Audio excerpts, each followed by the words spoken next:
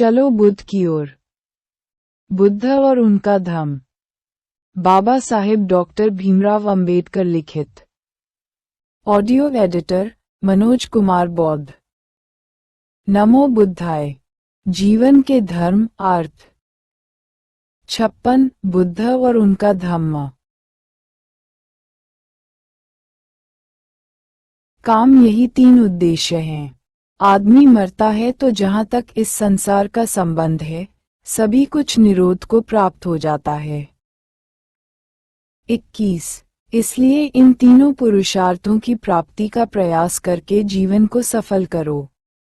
कहा है कि धर्म, अर्थ और काम की प्राप्ति में ही जीवन की सफलता है। 22 इन धनुष बाण धारण करने में समर्थ बाहुओं को बेकार न रहने दो। इस पृथ्वी का तो कहना ही क्या, इनमें तीनों लोकों को जीत लेने का सामर्थ्य है। 23 मैं जो ये सब कह रहा हूँ, इसमें मात्र मेरा स्नेह ही कारण है, न तो मैं ये राज्य लोभ से ही कह रहा हूँ और न तुम्हारा ये तपस्वी भेष देखकर उत्पन्न हुई अभिमान भावना से कह रहा हूँ। मेरे दिल में दया है और आंखों में आंसू हैं। 24 हे अपने कुल के अभिमान, हे तपस्या के इच्छुक, अभी समय है काम भोगों का आनंद ले, बाद में बुढ़ापा आ जाएगा और तेरे इस सौंदर्य को मलान कर देगा।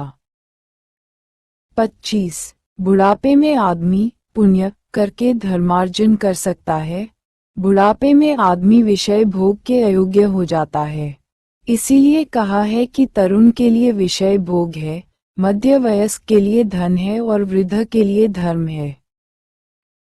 26 इस संसार में तारुण्य का धन और धर्म से विरोध है, क्योंकि काम सुखों को कितना ही सुरक्षित रखा जाए, वे सुरक्षित रखे ही नहीं जा सकते। इसलिए जब और जहाँ भी सुख भोग प्राप्य हो, वहाँ उनका उपभोग कर लेना चाहिए। 27 वार्धक्य विचार प्रधान होता है। ये स्वभावतः गंभीर और शांत रहता है। बिना प्रयास के ही यह संयत भाव को प्राप्त हो जाता है। 28 इसलिए वांछक, अस्थिर बाह्य विषयों में अनुरक्त, असावधान, अधैर्यवान, अदूरदर्शी तारुण्य के गुजर जाने पर लोगों को ऐसा लगता है कि मानो किसी भयानक जंगल में से सुरक्षित निकल आए। 29 इसलिए इस तिमिराच्छिन्न तारुण्य को गुजर जाने दो। हमारा आरंभिक जीवन सुख भोग के लिए ही है। इस समय इंद्रियों को काबू में रखा ही नहीं जा सकता।